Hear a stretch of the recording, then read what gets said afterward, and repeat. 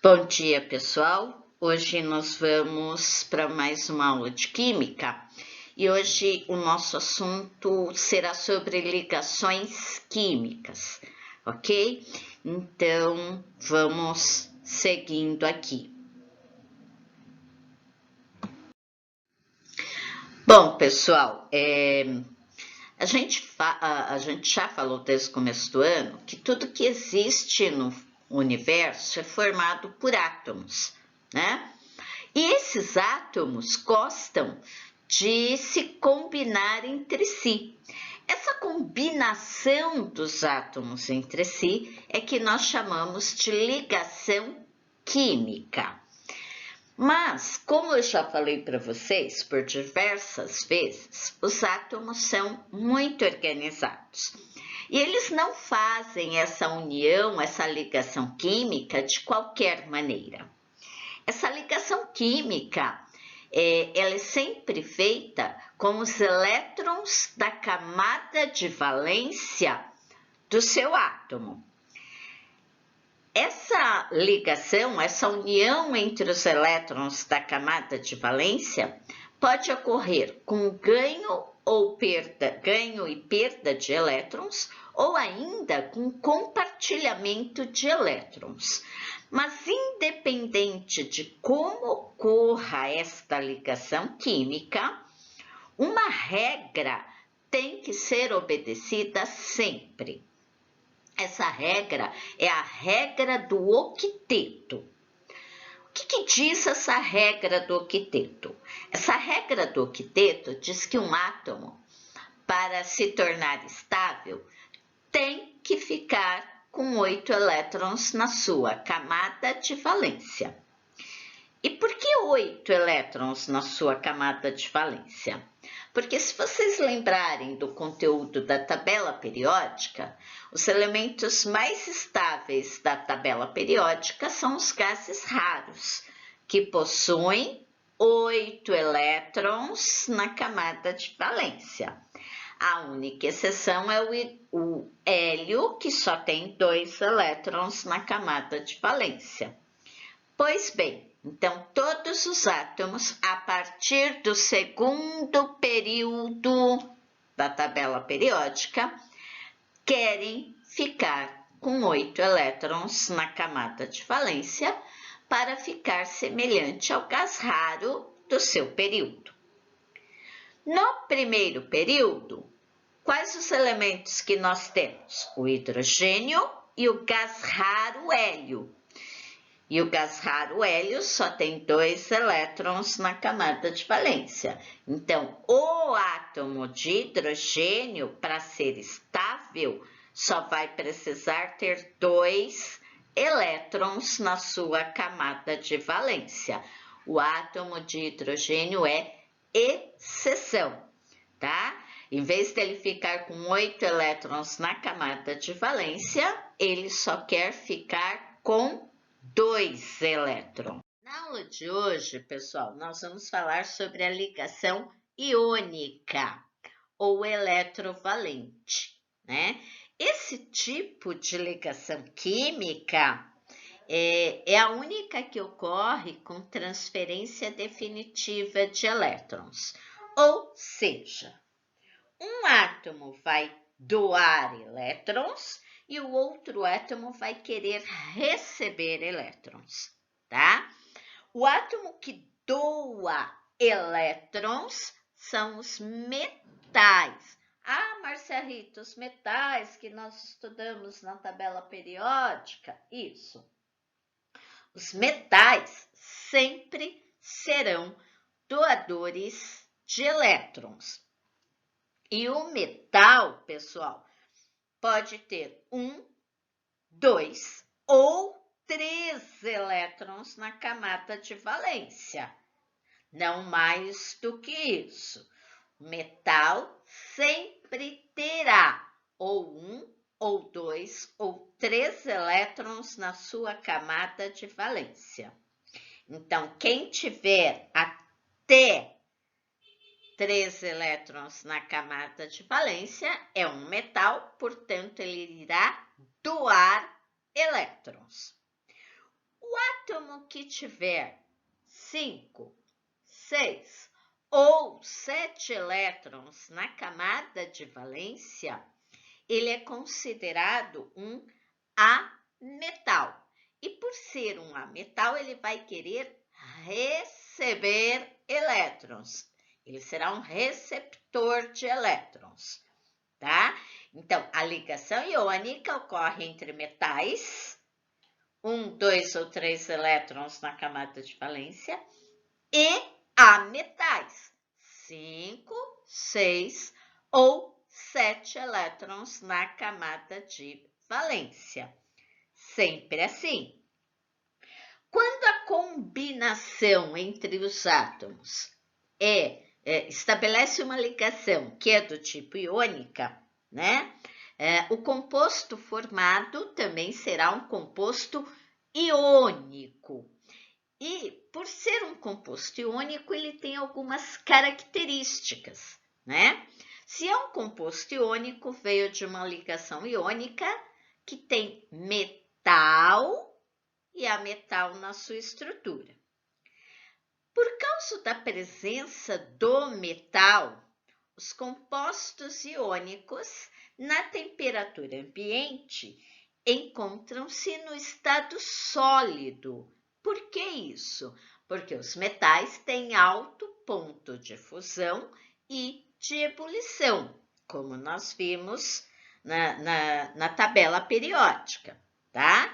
Outra coisa, os compostos iônicos são bons condutores de corrente elétrica quando estão em meio aquoso, ou seja, misturados com água. Por quê? Justamente porque tem metal na sua estrutura. Tendo a presença de metal, metal é bom condutor de corrente elétrica, uma solução aquosa de um composto iônico também será uma boa condutora de corrente elétrica, tá? Então, os compostos iônicos têm boa condutividade elétrica, têm alto ponto de fusão e de ebulição e na temperatura ambiente encontram-se no estado sólido, por causa da presença dos metais na sua composição. Então, olha aqui esse quadrinho, é uma piadinha, mas é interessante aqui nós observarmos algumas coisas, né? Este quadrinho que está aqui do nosso lado direito.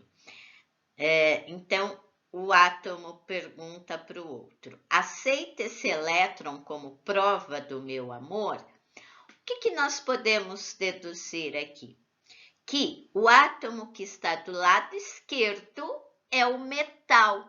Por quê? Porque ele está doando o seu elétron para o outro átomo, que provavelmente será um ametal. Como é que eu posso deduzir que aqui é a ligação iônica? Ele está dando o elétron. Aceita esse elétron como prova do meu amor? Ele está dando o elétron, ele não está emprestando, ok? Aí vamos ver nos exercícios como é que fica e como é que vocês terão que fazer. Sal de cozinha, aquele que tem lá na casa de vocês, na minha, né? Que a gente tem na casa de todo mundo e que usamos como tempero. Este sal de cozinha é um composto sólido. Vocês veem ele lá no saleiro, ele é sólido, né? Na temperatura ambiente. Possui alto ponto de fusão e de ebulição e em meio aquoso ele será um ótimo condutor de corrente elétrica. Por quê? Por causa da presença dos íons sódio, por causa da presença do metal sódio na sua estrutura, ok? Vamos ver um outro exemplo agora. Agora nós vamos ver o exemplo da ligação química que ocorre entre o alumínio e o enxofre. Já fizemos a distribuição eletrônica e descobrimos o número de elétrons da camada de valência. Olha aqui, pessoal, o alumínio tem 1, 2, 3 elétrons na camada de valência. De novo, quem tem 1, 2 ou 3 elétrons na camada de valência é metal. Então, o alumínio é o metal. O enxofre tem 1, 2, 3, 4, 5, 6 elétrons na camada de valência. Quem tem 6 elétrons na camada de valência, 5, 6 ou 7 elétrons na camada de valência, sempre será o ametal. Então, no caso aqui, nós temos a combinação entre o alumínio, que é o metal, e o enxofre, que é o ametal. Portanto, iremos estabelecer uma ligação do tipo iônica. Lembrando que quem doa elétrons são os metais e quem recebe os elétrons são os ametais. Só que eu tenho que obedecer sempre a regra do octeto. Um átomo, para ser estável, deve ter 8 elétrons na sua camada de valência. O metal, pessoal, ele tem que doar todos os seus elétrons da camada de valência, tá? Se ele tiver 1, ele doa 1. Se ele tiver 2, ele doa 2. E se ele tiver 3, ele tem que doar os 3. Ok? Os átomos andam todos muito bonitinhos, eles são muito corretos. Eles não ficam fazendo as coisas pela metade, não. Tem 3 elétrons, só vou doar 1. Não. Se ele tiver 3 elétrons na camada de valência, ele vai doar esses 3 elétrons, tá bom? O enxofre já tem 6. Para ficar com 8, faltam 2. Então, vamos lá, olha a ligação sendo feita. O alumínio doou 1 para o enxofre, 2.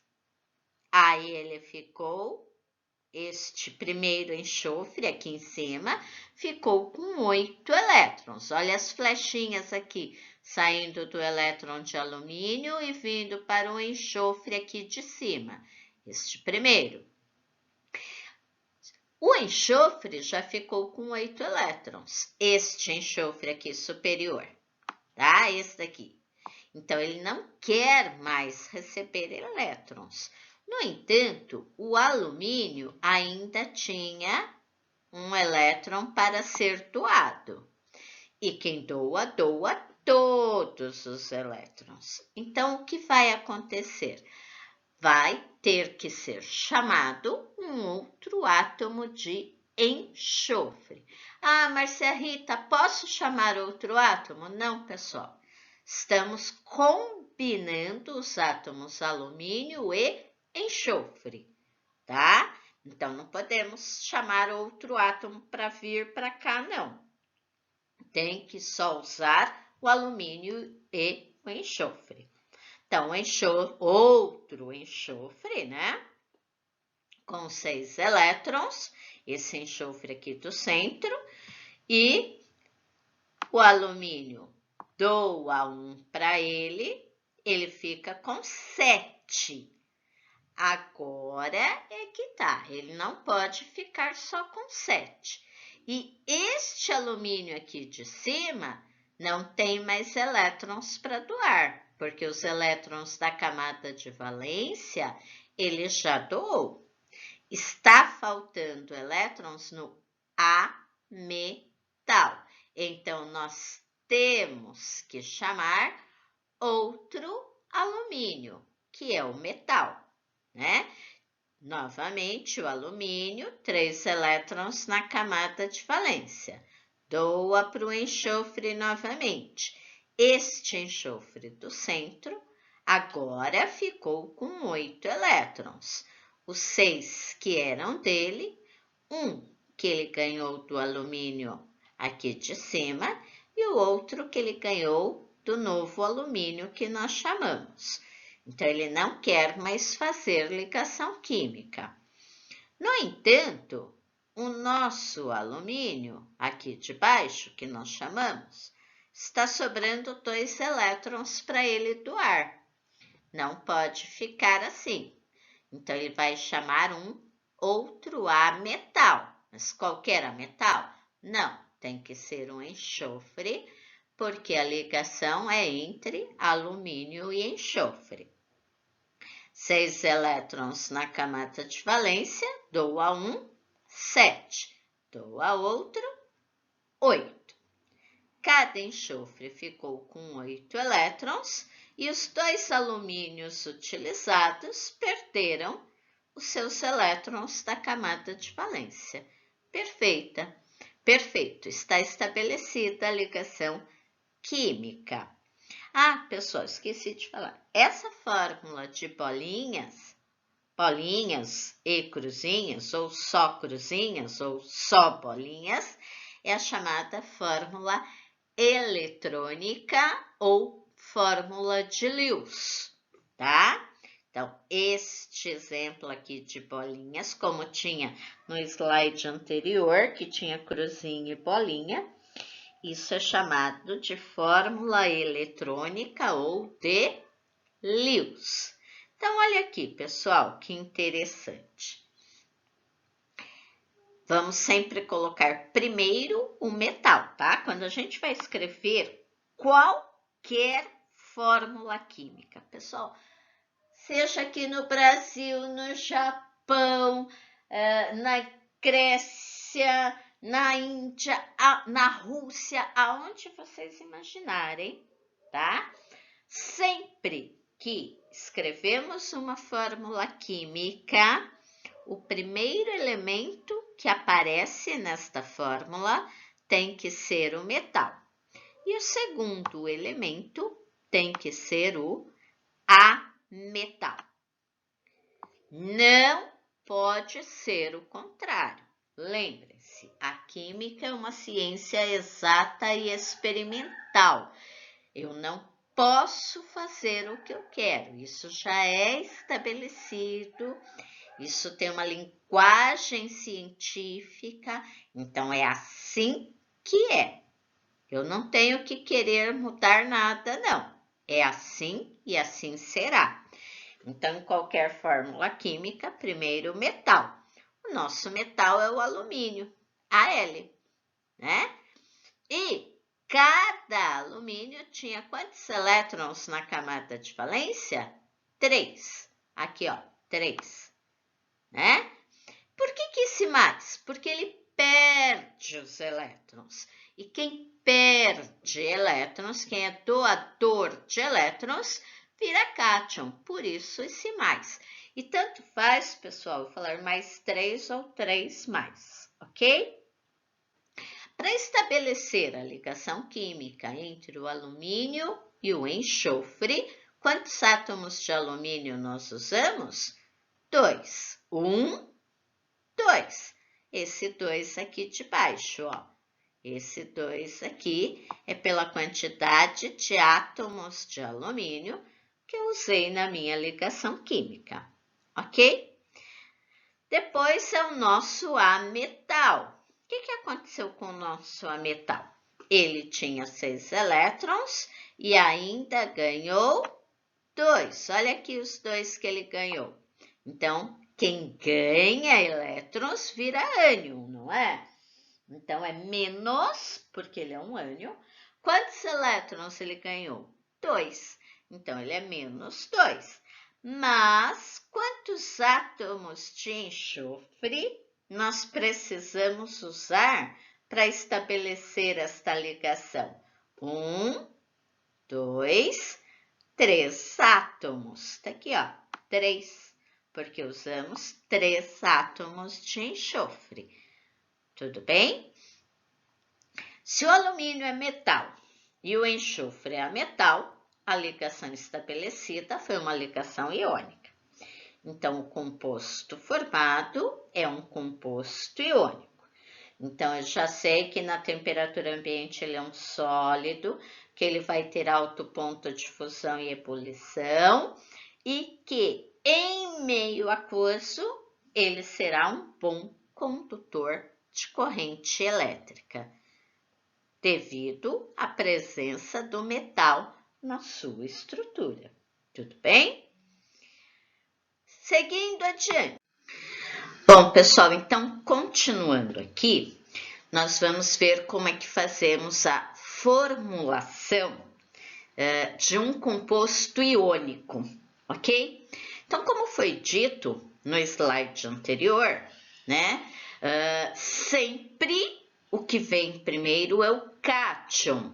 E o cátion, pessoal, na ligação iônica vem do metal, que é aquele átomo que tem 1, 2 ou 3 elétrons na camada de valência e que doa esses elétrons para outro átomo, sendo então um cátion. Para quem que ele vai doar? Para quem que este metal vai doar os seus elétrons? No caso da ligação iônica, sempre para o ametal, que sempre terá 5, 6 ou 7 elétrons na camada de valência.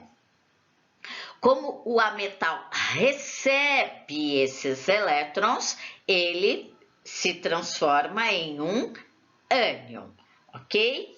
A partir daí, sempre lembrando que em qualquer fórmula iônica, primeiro vem o cátion e depois vem o ânion, nós podemos escrever a fórmula química de qualquer elemento.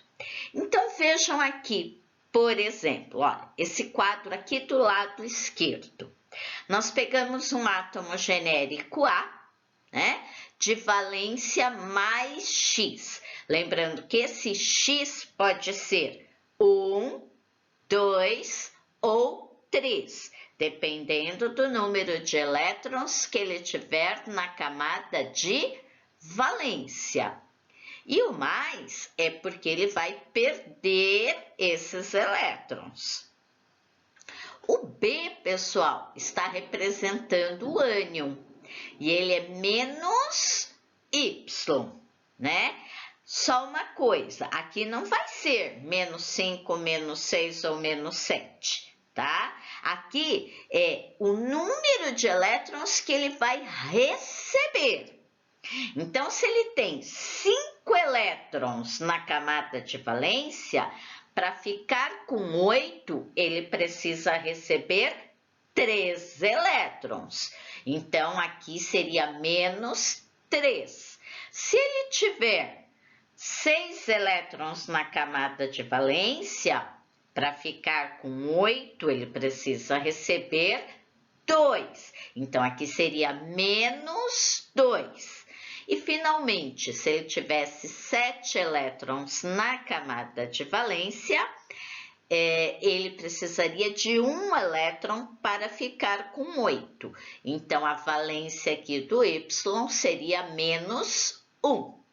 Então, o X, que é a valência do átomo A, é o número de elétrons da camada de valência que ele vai doar. O Y aqui é o número de elétrons que o ânion vai receber, tá? E aí, como é que nós fazemos essa fórmula química? Pegamos o número de elétrons aqui do cátion A, né? Esse X, e trazemos ele para baixo do ânion.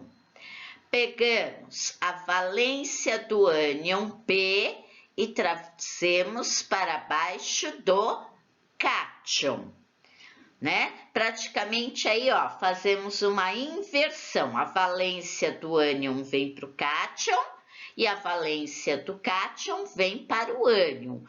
Com isso, a fórmula geral para esta substância iônica seria AYBX, ok? Desculpa, pessoal. Vamos ver aqui, olha, um exemplo. O alumínio é mais 3. Então, ele é o cátion. Ele tem 3 elétrons na camada de valência. E quem tem 1, 2 ou 3 elétrons na camada de valência é o metal. Então, ele vai doar esses elétrons, ok? O oxigênio, ele tem 6 elétrons na camada de valência. Para ficar com 8 elétrons, ele precisa receber 2. Então, a valência do oxigênio é menos 2. Como é que nós montamos mesmo a fórmula? A valência do ânion vem para baixo do cátion e a valência do cátion escrevemos embaixo do ânion. Com isso, ficamos com a fórmula Al2O3. Essa substância que foi formada, pessoal, só por curiosidade, é o trióxido de dialumínio, que é o principal componente da bauxita, mineral do qual extraímos o alumínio, ok? Pessoal, a aula de hoje é isso. Espero aí que tenham entendido, né? Mas, surgindo dúvidas, é só ir perguntando pelas vias de comunicação que temos no momento, que no nosso caso é a Agenda Edu, ok? Um bom dia a todos e até breve.